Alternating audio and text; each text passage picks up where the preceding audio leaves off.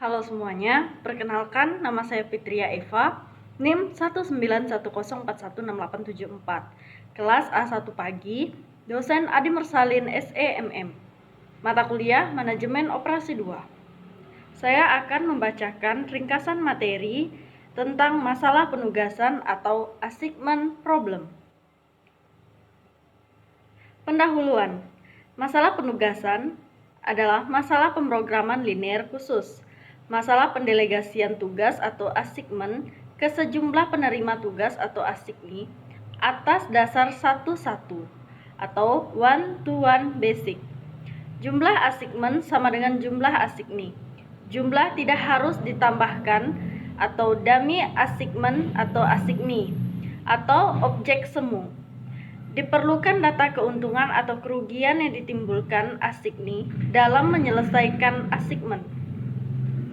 Pendahuluan. Masalah bisa minimasi atau maksimasi. Tujuan menjadwalkan setiap assignee pada suatu assignment sehingga dihasilkan kerugian minimal atau keuntungan maksimal. Kerugian berupa biaya dan waktu, keuntungan berupa pendapatan, laba, nilai kemenangan. Umumnya disesuaikan dengan metode Hungarian. Metode Hungarian yang pada tahun 1916 dikembangkan oleh seorang ahli matematika berkebangsaan Hungaria yang bernama de Koning.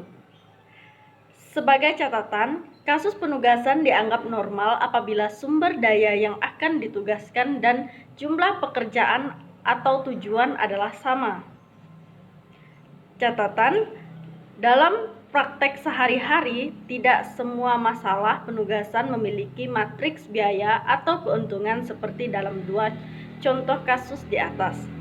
Ada kalanya seorang karyawan misalnya tidak dapat dialokasikan atau ditugaskan untuk sebuah pekerjaan tertentu karena alasan usia, jenis kelamin, keterampilan yang tidak memadai, kondisi fisik, atau karena sebab lainnya. Dengan demikian, karyawan dengan keterbatasan seperti itu tidak dapat dipaksakan mengerjakan sebuah pekerjaan yang memang tidak mungkin baginya. Untuk mengatasi hal semacam ini, maka dalam proses penyelesaiannya perlu ditambahkan sebuah bilangan yang sangat besar dan disebut dengan bilangan M untuk masalah minimalisasi dan M untuk masalah maksimasi.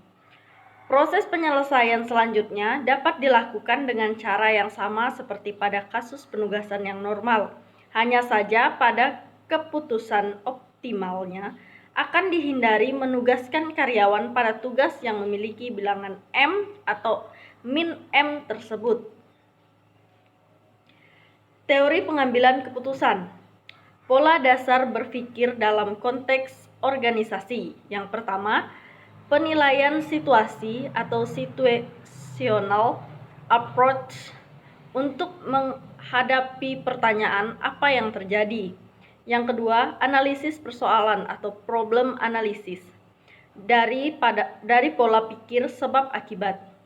Yang ketiga, analisis keputusan atau decision analysis didasarkan pada pola berpikir mengambil pilihan.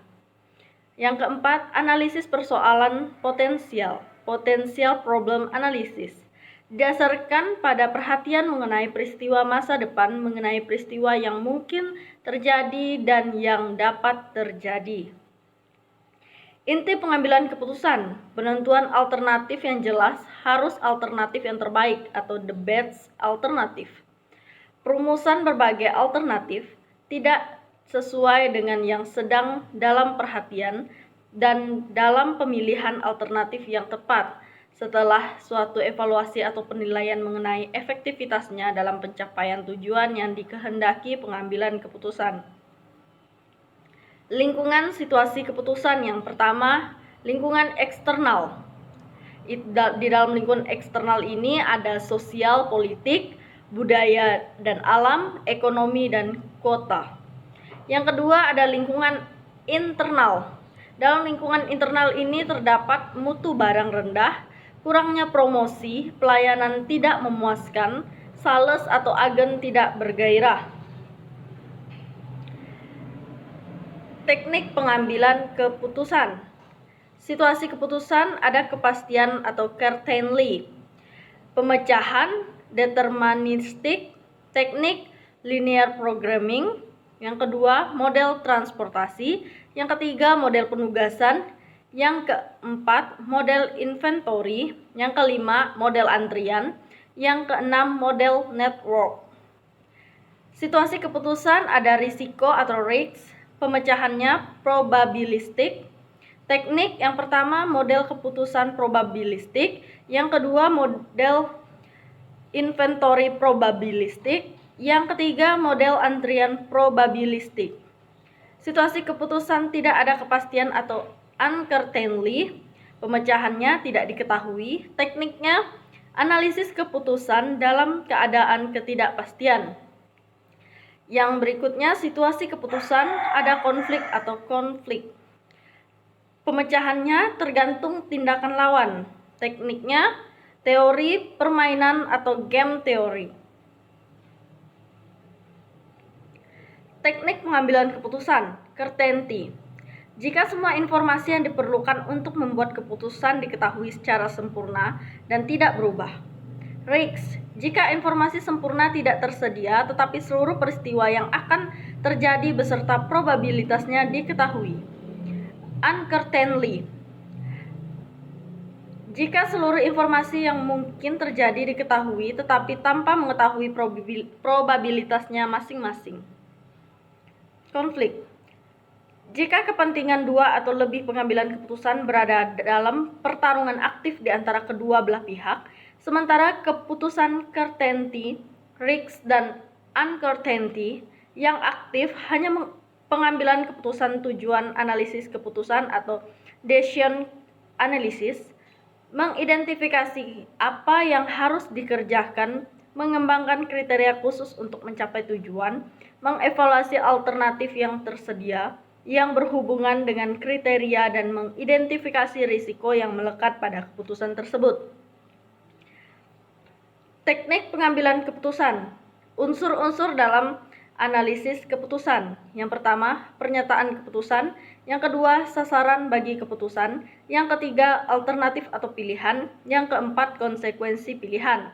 Langkah-langkah dalam pengambilan keputusan. Yang pertama, rumuskan atau definisikan persoalan tersebut. Yang kedua, kumpulkan informasi yang relevan. Yang ketiga, cari alternatif tindakan.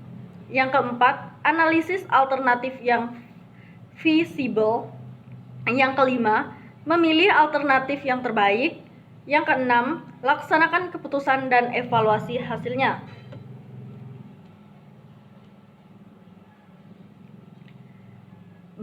Sekian bacaan ringkasan materi yang dapat saya sampaikan. Saya ucapkan terima kasih.